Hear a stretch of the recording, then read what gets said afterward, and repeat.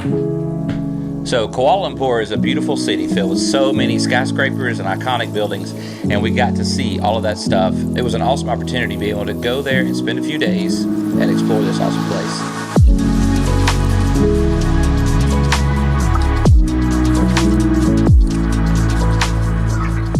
Gray and I made a stop in KL for 2 nights on our way up from Australia to Thailand for a filming project I'm working on with our ministry 59 Creative.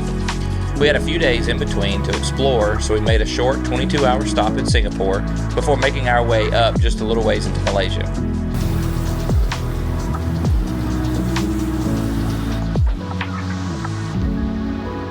We had quite a few options going from Sydney to Chiang Mai, and I wanted to explore the places, but I didn't have a lot of time to stray too far from the airports because we really only had 3 days, and I knew that travel time from the airport out to some location would really impede and limit our time on the ground. So I knew the best option was to stay in a major city and find a place to stay in the heart of the city. First, we flew Scoot, which is the little sister of Singapore Air, from Sydney to KL with a 22-hour layover in Singapore. The layover was from 7 p.m. to 5 p.m. on 2 different days, so we had a great time in the evening and the next day to see the city at most of the times of the day. Once we left Singapore, we had about an hour flight up to KL. We used Scoot because it had the itinerary we wanted with the stop in Singapore, and it was pretty inexpensive for the flight. So I also used my chase points to book the Grand Hyatt in the heart of KL, just a couple of blocks away from the Petronas Twin Towers. I knew that we only had a couple of short days, and I didn't want to be trying to arrange rides back and forth every time we wanted to go see something or get something to eat. So this was the best place and the best location. I was able to book the Grand Hyatt for 12,000 points a night. This allowed us to have a great place to stay at no cost out of pocket. The hotel was great with a ton of amenities like a rooftop pool that was a perfect place to cool off in the middle of the hot days in Malaysia.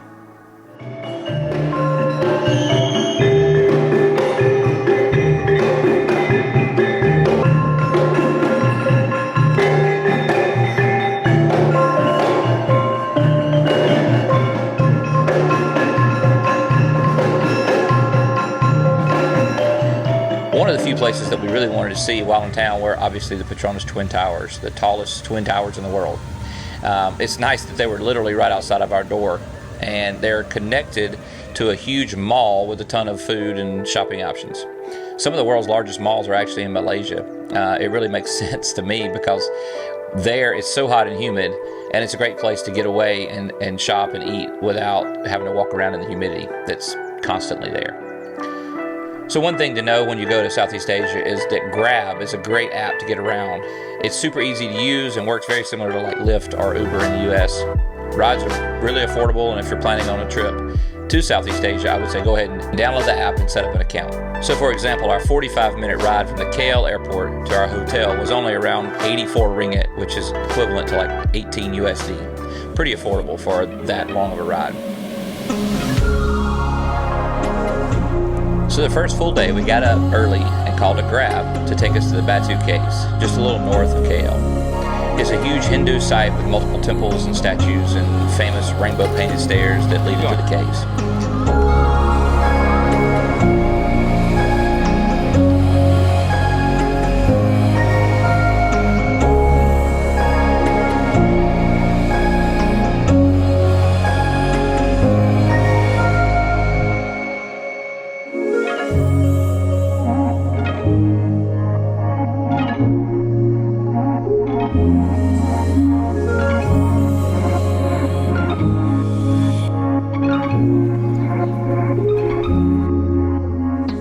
There were tons of monkeys and pigeons hanging out, and the monkeys were all scooping up any food that people dropped. It was really cool to see all the wildlife there in the area.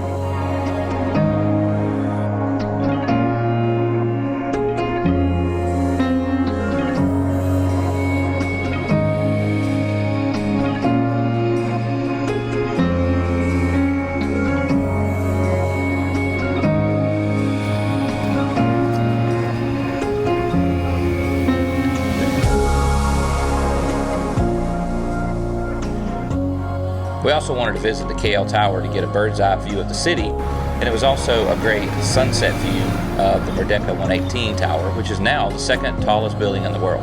While we wanted to visit the tower, we wanted to wait until closer to sunset to get the best view of the city as the lights lit up as the sun went down.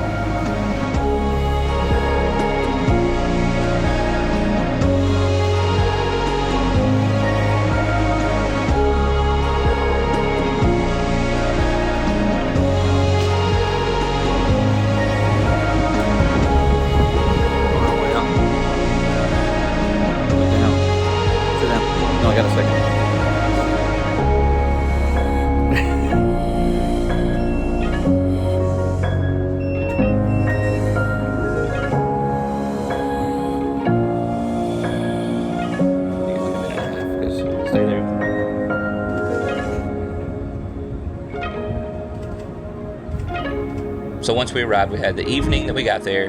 We had the one full day to explore the caves and the city and the tower and everything. And then the next morning we were back up and headed back to the airport around noon for our flight to Thailand on AirAsia. I'm going to say that the flight on AirAsia was probably one of the worst flights I've ever had. It was crazy hot in that plane. I don't know what was going on with the air conditioner. And the seats were like 8 inches apart. I've got a picture where my hand is touching both sides of the seat, just flat, so tight. It was really like a miserable 2.5 hour flight to Chiang Mai. But the flight was cheap. It was $260 for both of us. So all in all, we really enjoyed our stopover in Kuala Lumpur. We had a full day with 2 half days on either side to explore some of the beautiful places and eat some great food. I'm really thankful to get to see the world with some of my family or all of my family by my side.